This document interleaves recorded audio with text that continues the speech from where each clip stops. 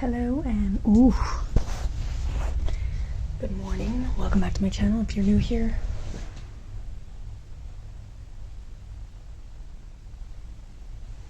welcome back to my channel. If you're new here, my name is Amanda Ray, and whenever I was 17, almost 18 years old, I left the cult that I was born in. If you're interested in hearing more about that, I will leave the links to those videos in my description box down below. So, I haven't gone to a hairdresser in so long, so you're going to be seeing me in a beanie.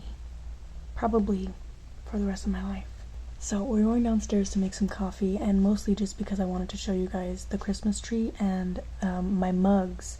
So I now have mugs available for you guys to purchase on my website. The link is in the description box down below, but they're all mugs that have been created by me. No two mugs are the same, and you can also buy my paintings. Finally, I'll talk more about that in a little bit, but let's go downstairs and make some coffee.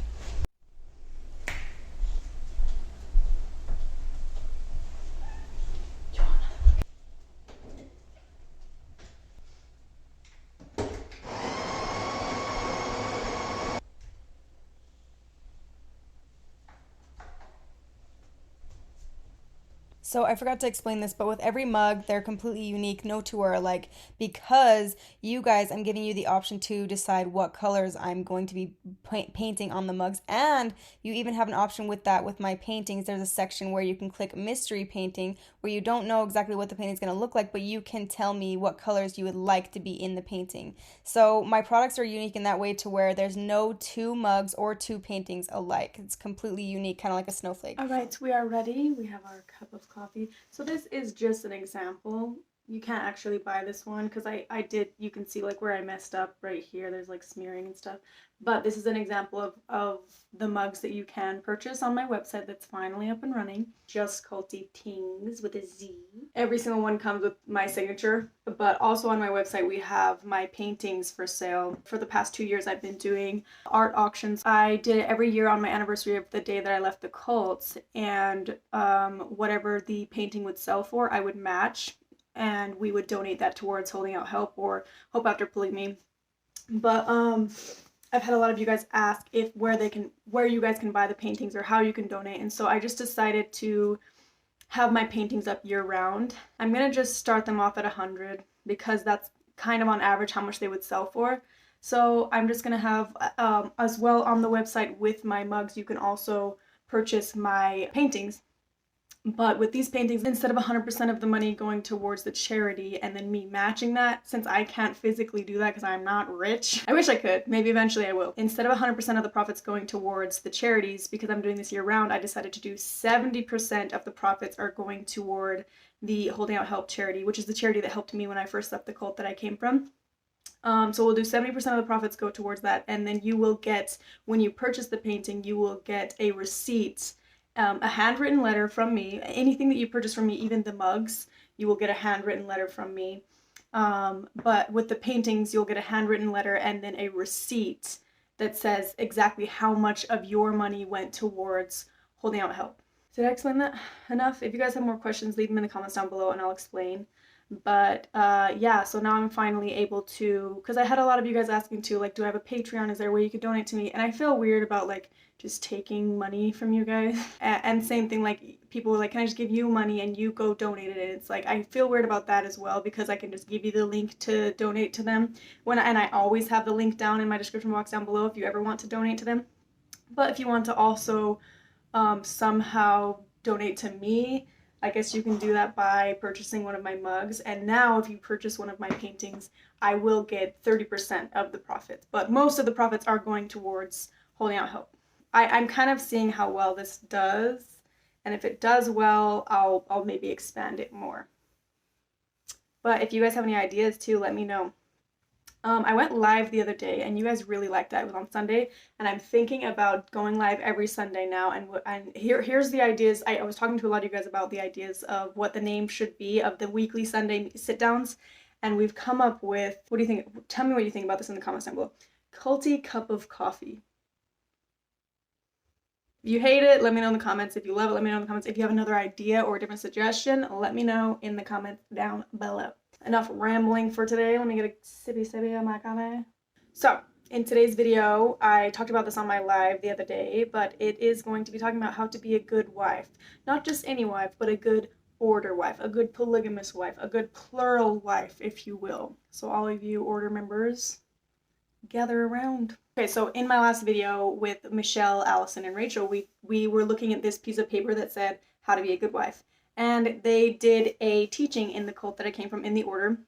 They did a talk on stage one of the Sundays talking about these guidelines on how to be a good wife. Actually, it was printed in the 1950s.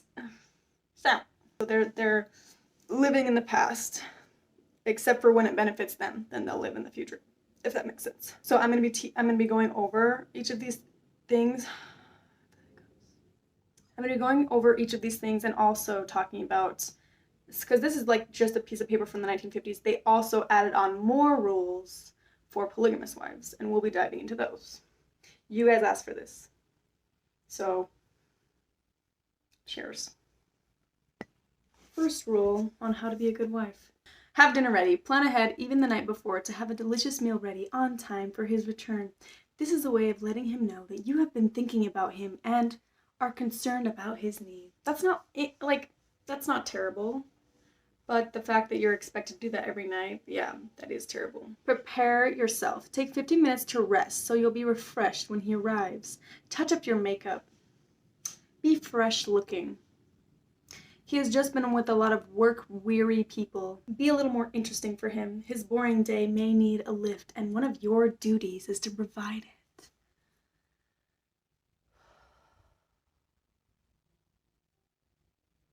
I would rather be single. Clear away the clutter. Make one last trip through the main part of the house just before your husband arrives. Gather up school books, toys, paper, etc., and then run a dust cloth over the tables.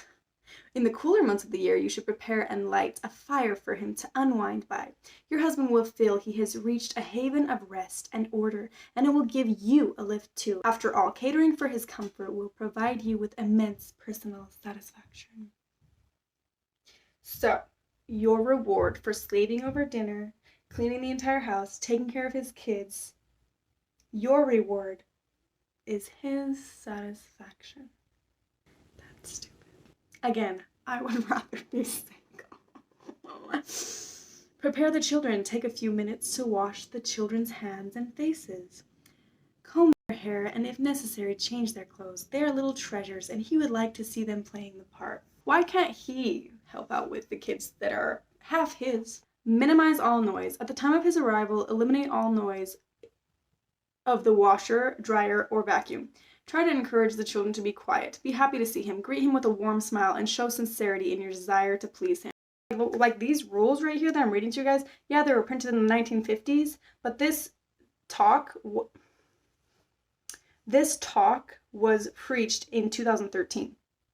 I was sitting, listening to this, and even as a young adult listening to this in a cult, and that was brainwashed, I remember thinking, I would rather be single. I would rather die. I would, like, where is this fair? But then there's men in the crowds, and even some women being like, yes, that's fair. Especially in the order. How is that fair when in the order, the woman isn't relying on the man's finances? The woman is expected to pay rent, to have a full-time job, while she's popping out babies every year, while she's taking care of the babies as well. On top of that, I've known some women, my own half-sister, getting married to these polygamous men, bowing down, right, bending over backwards, doing backflips for these father muckers and a half. And he had the audacity to have his wives pay for his college education. I can't even say it. He had his wives paying for his college education, on top of them having full-time jobs, bearing children every year, paying for the rent.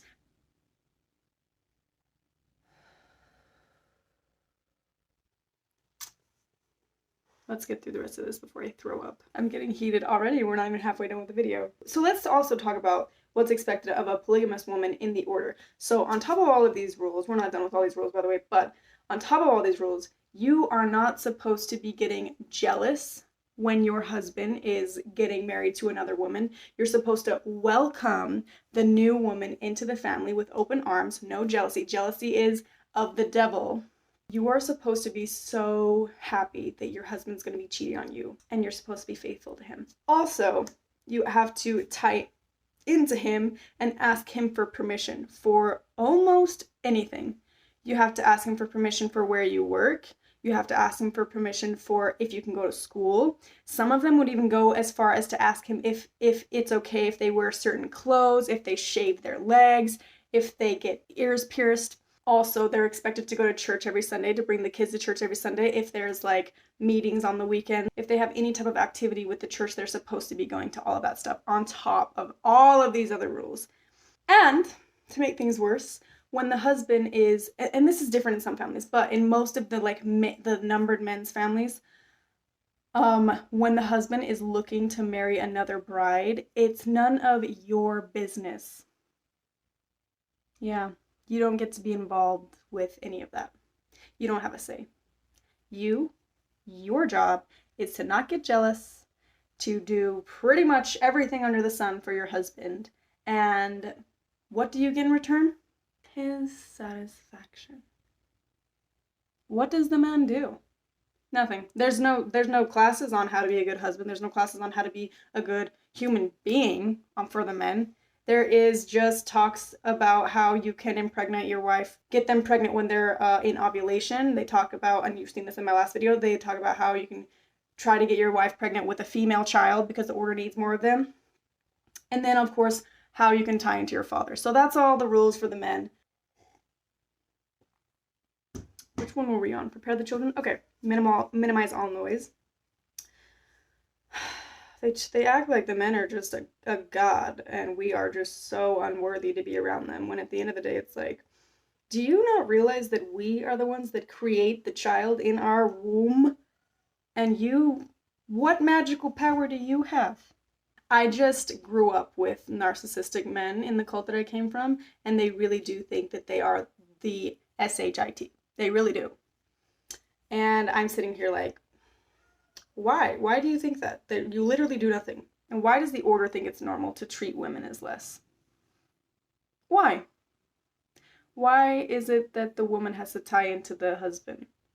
What if the woman is smarter than the husband? What if the woman is more righteous than the husband? Why does the woman have to tie into the husband? I don't understand it. And that's another thing that I've noticed in other religions too, is that they put the man as like, the man has the direct tie to God and the woman has to like tie in, like that the woman can't get that direct tie. I'm not going to say what religions believe in that because I don't want to shade them, but there are quite a few who believe that the man for some reason has more of a connection with God than the woman. And I'm just going to say this right now, if your pastor or leader or bishop or priest tells you that you don't have that direct connection, they're lying. They have an agenda. They have a reason that they want you to trust them over your own self. Why? We're halfway through. Don't complain if he's late for dinner. Count this as minor compared with what he might have gone through that day. Make him comfortable. Have him lean back in a comfortable chair and suggest that he lie down in the bedroom. So like that is not my responsibility to make you comfortable in your house. Like, you can do that. You're not a baby. If you're uncomfortable, go sit somewhere else. Like, why do I have to be worried about your comfort? I'm already worried about the 5 kids. You can do that on your own. Listen to him. You may have a dozen of important things to tell him, but the moment of his arrival is not the time. Let him talk first.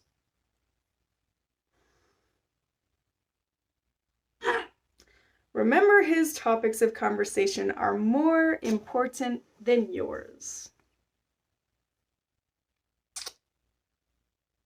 Did you guys know there's this thing that they made back in the day called aqua tofana that women used to kill their husbands, to poison their husbands? Yeah, I feel like it was like papers like these that they were given that really just pushed him over the edge to give their husband aqua tofana. These rules are stupid. His topics of conversation are more important than yours. I feel like your topics would be way more important than his. What's he gonna talk about? What happened at work? No one cares. You were taking care of his beautiful little angel children. I don't know why I did that. You have more important things to say about his little bundles of joy, don't you think?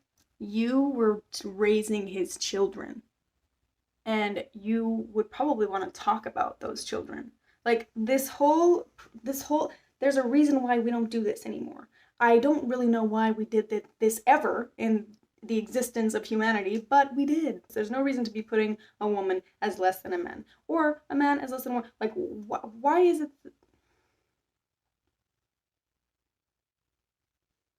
And to think that there's still men out there that believe in this. At this point, I don't even want to read the rest of it, but I'm going to get through it because I said I would.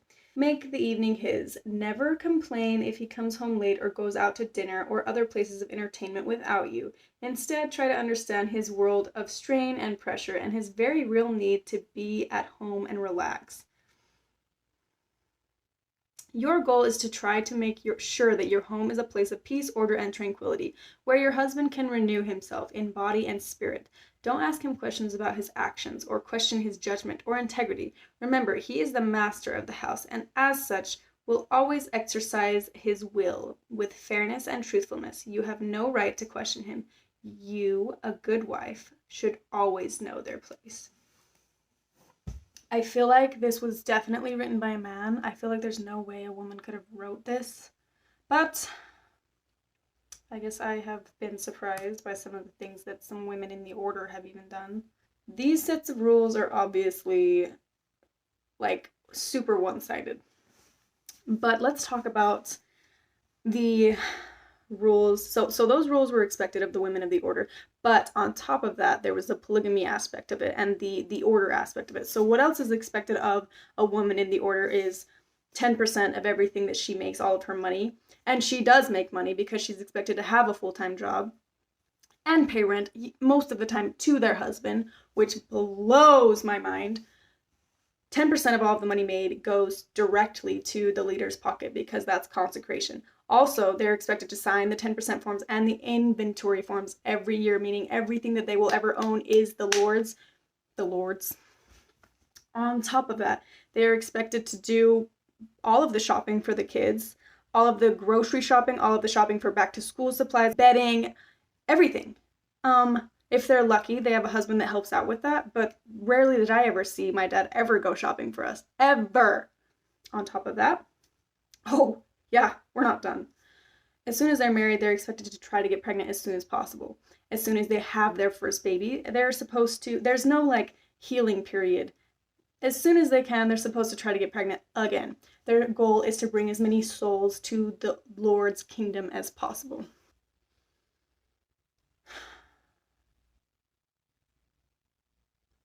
They are expected to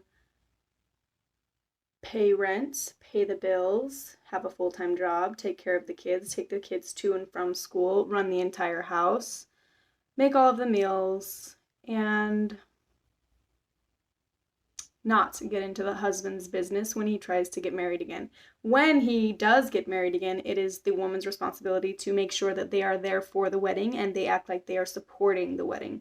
I say this now because I've been out of the cult for 8 years. I definitely have had days where I'm like, how come people believe in this? But then I remember what it was like to be back in the cult, and I remember believing a lot of weird stuff. And even going on to like when I got married at 18, I still like lived kind of like the order women. Like I would do a lot of things that I was taught, and I didn't think that it wasn't normal, or I didn't think that it was being unequal.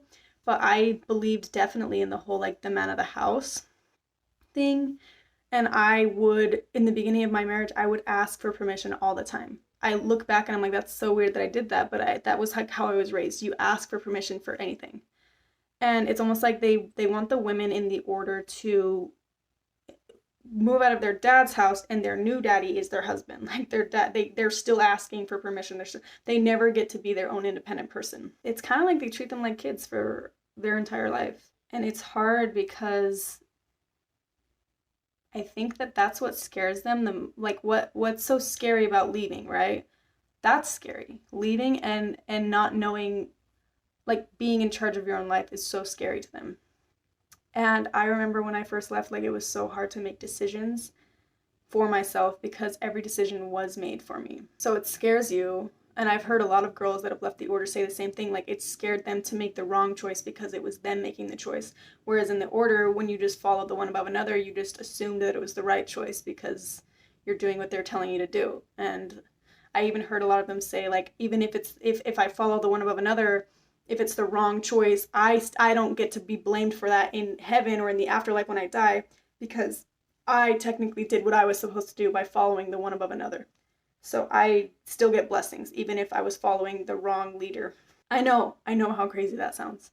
But I think that that's the biggest thing. Like when I used to ask my mom, like, why don't you leave? Why don't you leave the order? Like, you can take care of yourself. She would say things like, how am I going to support myself? And for some reason, these women don't think that they can support themselves when they literally are. They're paying rent. They are taking care of their kids on their own. They are going to school or going to work. And some of them are even going above and beyond and paying for their husband's schooling and paying for extra things. And they, for some reason, think that they can't survive on the outside. And I think part of that, too, is because they're lied to their whole life about what the outside is like. Which is why I continue to make these videos. Because I'm on the outside. I failed math twice. I'm paying my bills. I'm okay. So you can do it too. Anyway, I kind of went on a long rant, and I'm sorry. Maybe I'll edit a lot of my ranting out. I'm sweating from how heated I got. I made this video because I asked you guys on my live if you would be interested in this, and you guys said yes. So this is for you guys, also because I wanted to explain these rules more. So I hope you guys really enjoyed it. Again, my link for these mugs is down below. Each one is different, unique, and handmade. Not handmade. I can't make mugs, maybe eventually. But like the designs are all handmade and all unique. There's no two alike. Same with my paintings, all unique, no two alike. Paintings, 70% of the profits go towards holding out help. And then these ones, everything that you buy on my site, you will get a handwritten letter from Amanda Ray. Thank you guys so much for watching. I hope you guys have a happy holiday season, and I will see you in the next video. Bye.